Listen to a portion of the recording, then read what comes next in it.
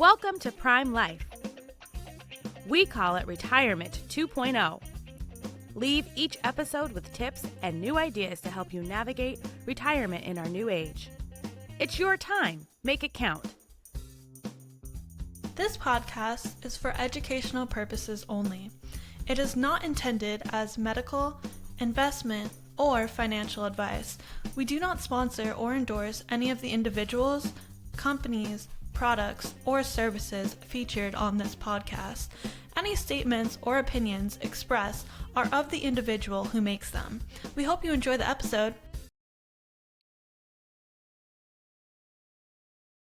Hello and welcome to another episode of the Prime Life podcast. I'm excited to be here with everyone today. Joseph, how are you?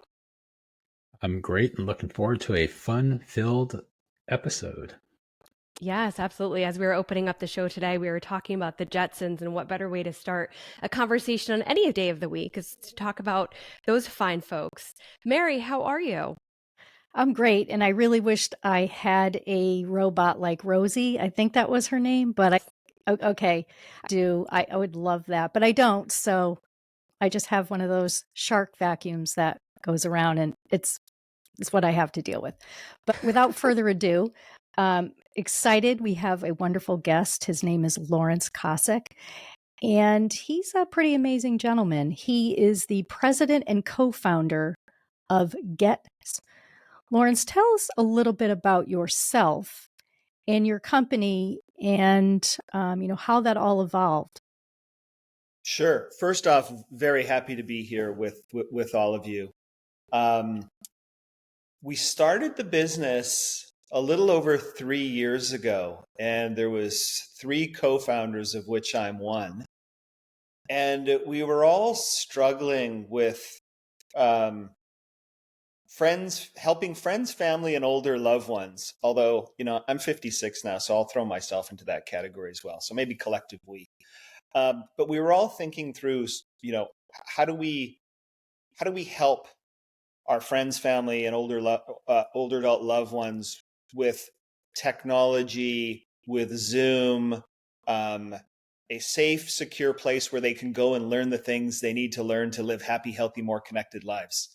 And it sounds very synthesized and nice when I say it like that, but initially we're like, where's a place? Where can my then 90-year-old father go, or somebody's 72-year-old mother go if they need to learn about it could be financial advice, it could be tech, it could be fitness, it could be cooking, health and nutrition.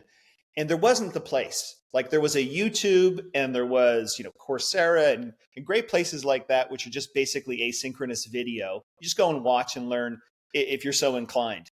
And we thought, well, there needs to be a different place where perhaps older adults can learn from other older adults. And that would be an interesting way to do it. Nobody's done it like that before. And if we were successful, we would create a more comfortable environment where we could learn from folks like us that look like us, sound like us, that talk like us, similar vocabulary, patience, empathy, cadence. That would make it easier for us to learn about some of the products, the services, the apps that sometimes seem a little intimidating. And so this was a journey that we started on little over 3 years ago.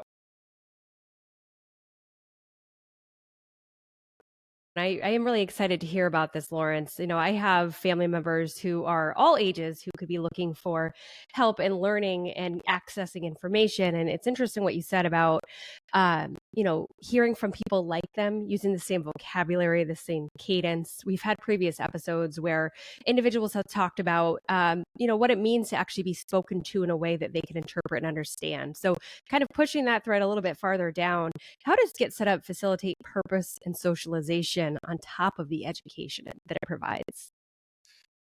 That's a really good question. I think when we first launched the business, we thought about sort of learning first, learning use cases first. What did people need to know, need to learn to live happy, healthy, more connected lives? But because we took a different approach and we wanted the classes to be interactive, where folks could once they felt comfortable turning on their camera and asking questions and talking to others and connecting with others, we noticed that people were becoming friends with their guides, with the teachers, and with other learners. And they would come back and take classes together.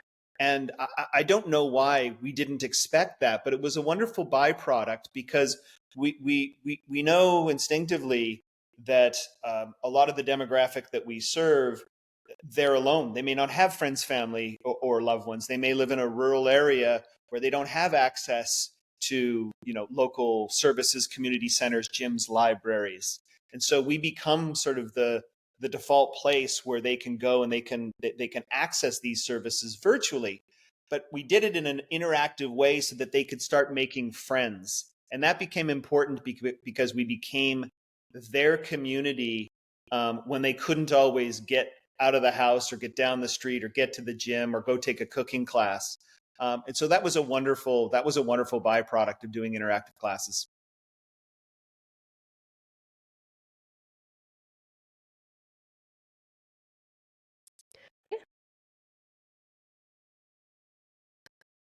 So I want to push that thread a little bit farther, and curious to hear a little bit about how GetSetUp facilitates purpose on top of the socialization piece and the education piece. Having some family members in the upper age quadrants will say, they like to learn. They're lifelong learners. My mother actually just went back to college for a third time in her retirement. And having people speak to them with a vocabulary that they're used to, having the cadence that works for their mindset, I think is a really powerful thing. So to recap on the question, could you tell us a little bit more about how GetSetUp facilitates purpose and socialization on top of the educational component? Sure.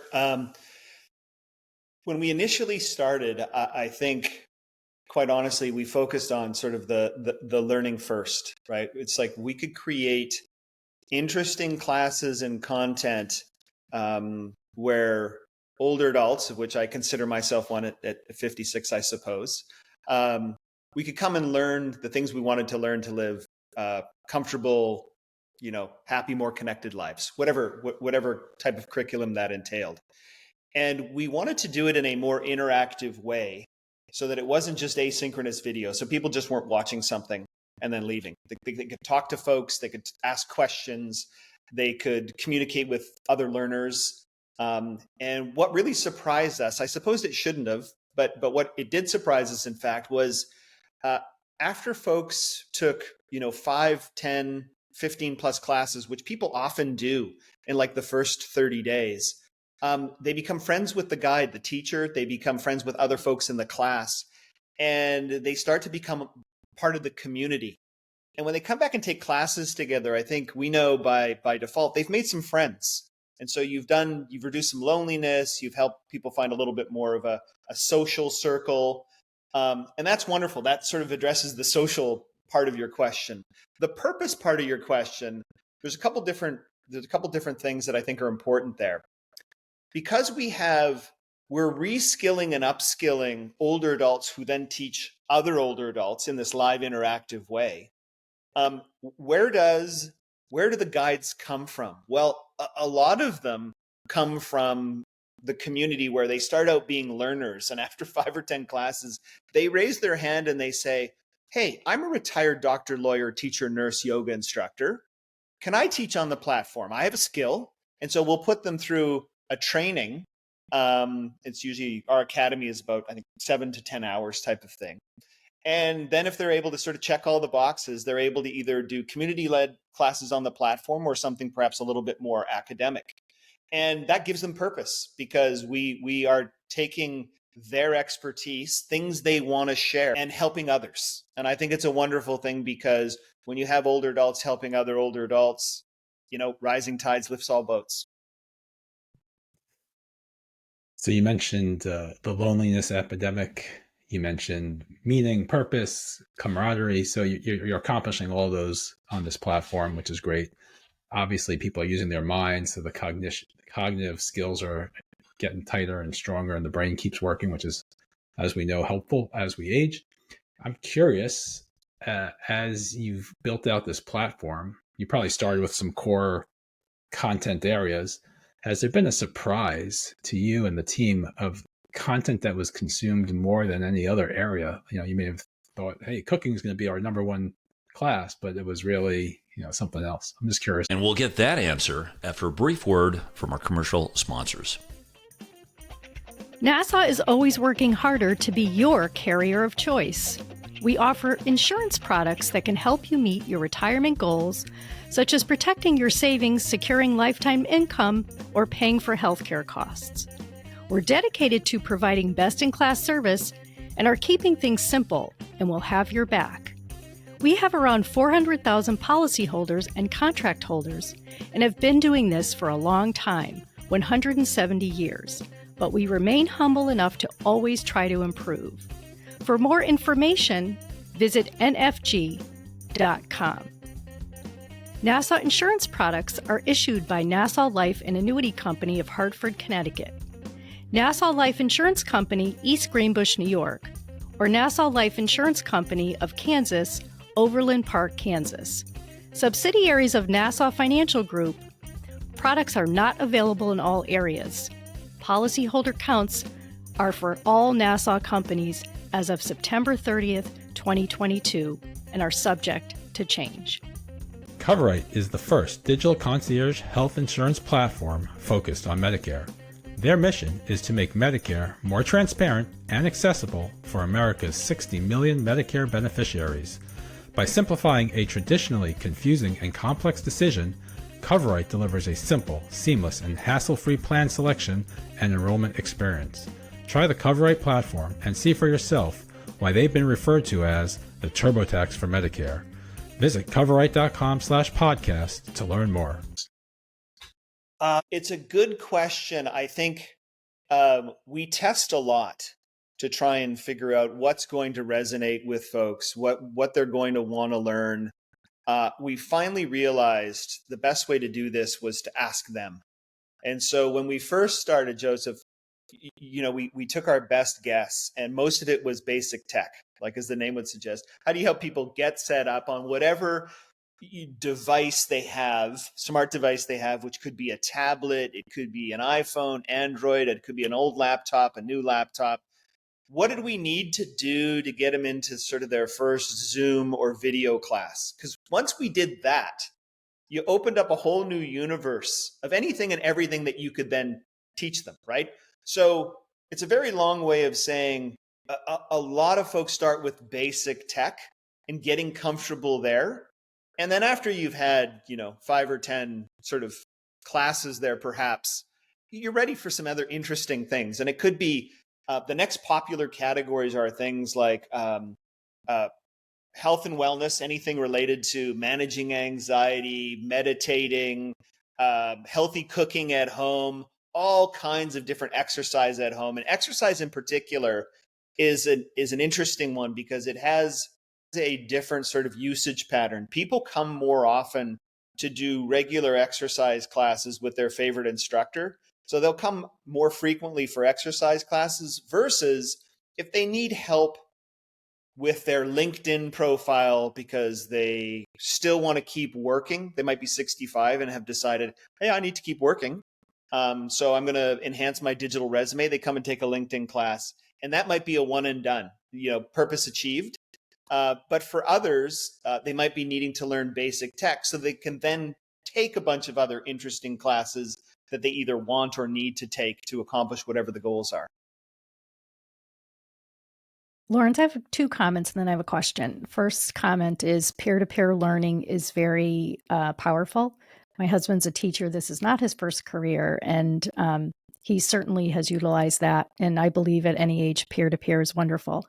Second comment is I began my career in the fitness business, and I feel like, so what you said about, those that want to exercise, they want to get on and see the regular instructor. You become almost like the analogy is like the hairdresser, So you really get to know people intimately. And what's wonderful about that is you become a significant part of their transformation and also their healthy lifestyle. So those are 2 comments. The question is, can you share some of the benefits as you know them for individuals receiving health benefits in general, whether it's mental health or physical health through utilizing your platform? Sure. Um, I think that, and we do regular surveying to really understand, are we teaching the right things? Are people getting the benefit? How are they benefiting? But for example, we started this business 3 months before the pandemic. And nobody expects a pandemic, so I don't know if that makes our timing really good or really bad. But there was immediately there was a need overnight for which we were not prepared, and the need was our demographic suddenly had to access every product or service from home. Like as many services could be accessed virtually. We now had to sort of scramble to do that as fast as we could because people who had been able to sort of go and do their shopping, go and do their banking, couldn't do that as freely anymore. So suddenly we were teaching telehealth. How could you stay in touch with your doctor? How to order your groceries, how to have your medication delivered. If you didn't have a car and you had to go to a doctor's or an important appointment, how could you utilize like the Uber app? So there was a bunch of really interesting things that we had to teach that we simply asked the learners, like, what do you need? And once the community got big enough, we still get hundreds of suggestions almost daily. Some of them wonderful, some of them crazy, but it's fun to actually sort through them. What kind of exercises, what kind of cooking classes, hobbies, entertainment, what are the things that you want or need to learn? And so initially we guessed at those, and we just assumed most of them were going to be basic tech, but we very quickly realized after people get comfortable with their device, it opens up a whole new universe of anything they can do virtually. And so the catalog grew from there. I think we probably have about 4,500 different experiences, meaning different types of classes that are offered on the platform. And that is across all of the different categories in several different languages, many of them live, many of them on demand, but figuring out what it was they wanted and needed, and producing content that was going to be used and appreciated is sort of how we started and then sort of how we iterated. I think that's really exciting. I mean, I was one of the folks who jumped on the Peloton bandwagon during the pandemic, and I needed Cody, right? I needed Cody Rigsby to get me on the bike every Cody. single day. He's so funny. No, Joseph's shaking his head no. I love Adrian too. But regardless, I needed the face or the character to get me motivated to go, someone to hold me accountable. So I really do, as a user of content, I see that piece very prominently. Shifting a little bit, talk to us a little bit about how AI has played into this, or maybe it's in the future plans for the business. But I'm thinking there's so many people on your platform teaching. There's so many courses to learn. I can learn about food. I can learn about languages. I can learn about Uber. I can learn about, there's so much to learn. Now, as a user, would I, talk to us about either current set, future set, both? Do I put in my goals, my aspirations, like, hey, I wish I could be fluent in this? And then can the system at some point, do you dream down the line, give me the X number of courses to take in order to align, content with my goals? Or how do you see people in the consummation of all this content? Where do you see it going? Because you have so much to offer that how do I know what to access? Yes, because too much of anything can be overwhelming. And so we think a lot about technology and in many cases how we remove it from the experience where it could be either overwhelming or intimidating, right? So for example, when we first thought about delivering learning and education through a video player, we realized that tools like Zoom or Microsoft Teams, etc., they were good for meetings. They weren't particularly good for learning, at least not for our demographic. And so, we spent a lot of time and money initially thinking through how to redo the user interface, the console, if you will. So we only introduced the features and functionality we wanted somebody to use at that particular time, and then suppressed the rest. And that removed a lot of what was overwhelming, because I think when you are designing a product, particularly a technology product for over adults, more is not necessarily a good thing. Like I have a very technical co-founder. He's, I think, 38 or 39 now. When we first did the first version of the product, we put as many features and functionality and animation and pop-ups and interstitials, and we quickly realized, oh, that's a terrible way to approach this. What we really should be doing is making it as easy as we can for somebody to get into a class and then know what to do to learn and interact with others. So we think a lot about removing the friction. Now, your question about AI is an important one because we do use those sorts of tools in the background, right?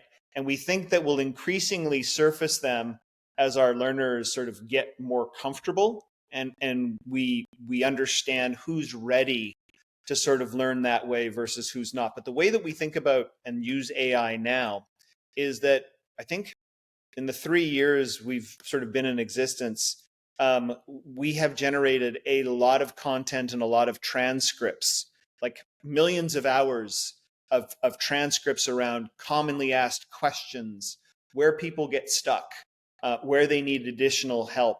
And we've used AI to analyze that and help us understand what specific things we really need to highlight and address in classes, what we should develop extra articles on or extra classes to kind of go deeper because they maybe didn't sort of fully absorb in the first class. So it informs our curriculum because AI can be a really great way to analyze a lot of usage and a lot of patterns and a lot of questions to optimize the product. And so you're right, where this does go is could you use AI-like companions to help people develop travel plans, exercise plans, learning plans? The answer is absolutely yes, for sure.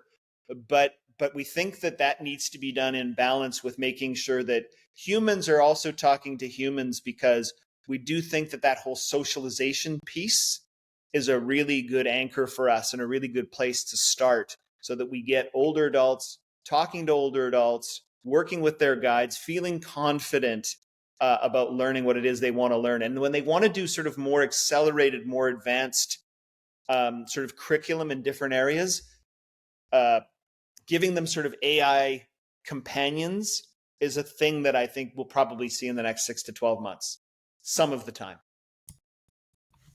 Well, I have to ask before my real question. So is there an AI class?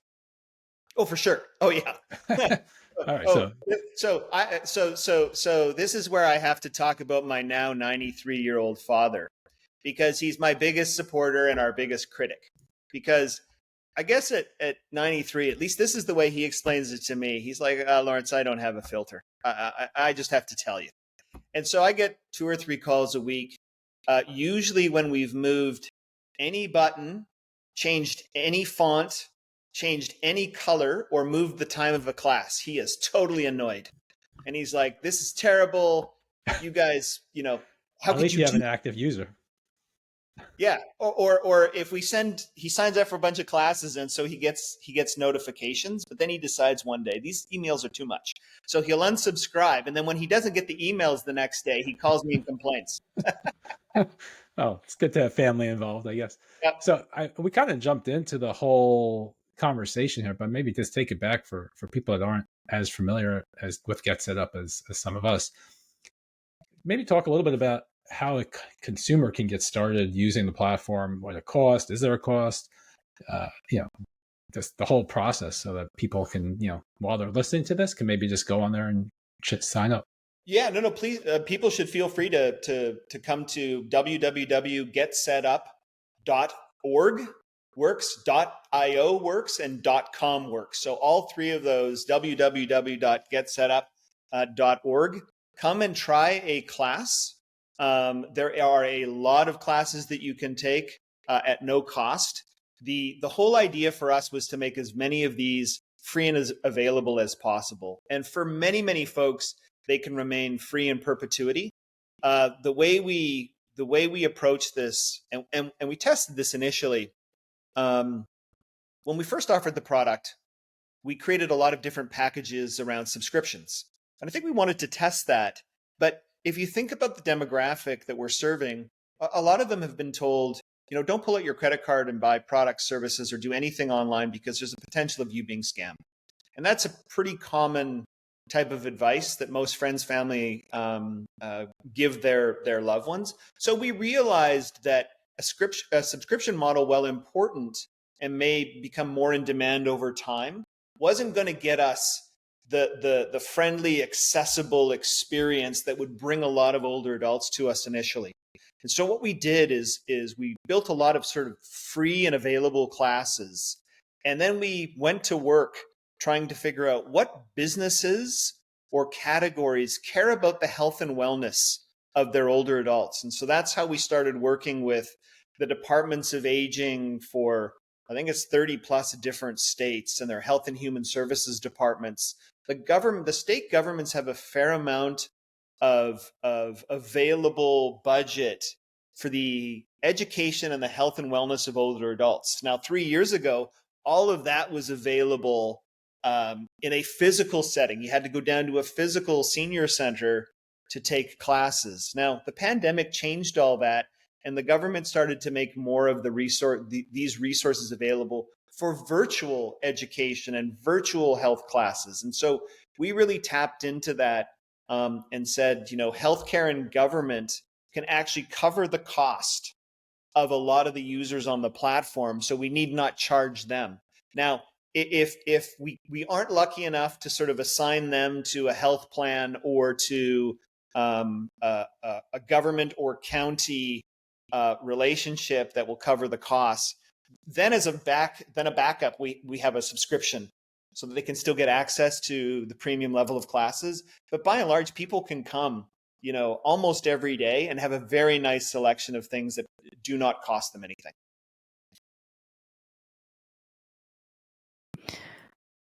That's amazing. I mean, that's amazing. And I love what you're doing. It's interesting. You talked earlier about the timing of when you started the company and who could have ever imagined the pandemic. And also, I think government agencies, although I can't really speak to that, I think they're just understanding, like you talked about telemedicine and different things, and that's just the reality and how much technology's changed, but also our world for various reasons. So what could you share, Lawrence, with our listeners that are good takeaways for really the benefits of GetSetUp, across the gamut? Like, what are some of the benefits besides, I think many of us are lifelong learners, so we do like learning new things. But I know you touched upon like the fear of taking a credit card out or, maybe the technology. I love the story you shared about your dad getting annoyed. I've heard that before as well. So can you just share that with us? Now an ad from one of our sponsors. Remember when you could trust the news? Well, then check out Walter. Walter is the free, no-nonsense newsletter for grown-ups that comes to your inbox 3 times a week. From current trends, aging in place, travel, retirement, and everything in between, including a dash of pop culture trivia and throwbacks, Walter is a great way to start your mornings and to stay informed. Oh, and did we mention that it's free? Check us out at thisiswalter.com. Get smart. Get Walter. Well, Mary, you touched on the term lifelong learner. And we, of course, we like that term. We identify with that term. But I will tell you a funny story where we did a survey probably about 2 years ago. And it was equal parts women, equal parts men. And we were trying to understand why more women identified as lifelong learners and very few men identify as lifelong learners, right? And so I took it upon myself to call several, to get on the phone and do some of this surveying myself. And I had quite a funny several funny conversations with some older gentlemen where I asked, if we could offer any kind of a class, what kind of class would you like us to offer? Things like that. And I would get a lot of answers. Well, if I don't know it already, I'm not interested, right? Like literally, I'm not a lifelong learner. And if I don't know it, nope. And I realized, I'm not asking the question correctly. And so it finally took me some time where I repositioned sort of how I asked the question. And I said, well, when you use your computer on a daily basis, what do? Well, I access my sports scores, my stock quotes, some financial information, and maybe I email my kids. And I said, well, what around those things do you find frustrating, or would you like? And wow, that question was like a tidal wave, because the number of things that these people were like struggling with, wanted to know more about, couldn't get working. I said, well, if there were classes to help you solve those problems, would that be more interesting? Suddenly it resonated with all the men. So it's a very long way of saying, our women identify as lifelong learners. The men who use the platform think about more as enablement, fixing, and how to. And that has been a very interesting learning for us. I love it. There's so much there that I'm just not going to touch. Yeah. But so we've talked about the who, we've talked about the what, we've talked about the how. Now we got to ask about the why. So Lawrence, you have a very interesting background. We have the information. We'll put it in the show notes. But talk to us a bit about why it is that you wake up every day and do the work that you do. Feels good. It seems like the right thing to do. It's like so many of us, it becomes more personal when we do have, an older loved one, a friend, neighbor that we see or are trying to sort of like, we just fundamentally believe that folks over 60, folks over 70, like there's tons of wisdom and knowledge there to share. If only there was a place, right? If there was a safe, secure place, like you could really harness all of that wisdom. And we thought, well, what a wonderful way to do something fulfilling, because it applies to my family and many of my sort of older friends and colleagues and family. But it just made me feel good to know that this huge part of our population, and by the way, I don't think people really think about it, but it's becoming increasingly sort of prevalent in most of the media, but like the over 50, over 60 category is the fastest growing part of our population. So in addition to it being, the right fulfilling thing to do, it can also be a really good business for folks who want to do a better job of catering to this very large underserved demographic. And what I mean is that if you dig in to the 50 and the 60 plus, like they have the highest level of savings, home ownership, do the most volunteer work, philanthropy. Like they're a great audience that just needs to be better served. And I'll give you an example. If you go buy or sign up for any product or service, so you go to Best Buy and you get some Bluetooth headphones, or you go to Wells Fargo and you open up a bank account, there's a pretty high likelihood that those products and services will tell you either go scan this QR code to finish signing up for this product or service, or type in this URL. Well, that is an experience that has been tailored for younger folks. This whole notion of DIY, do it yourself. What it does forget is the huge customer base that's over 60 that wants to use these products or services if only these companies did a better job of onboarding.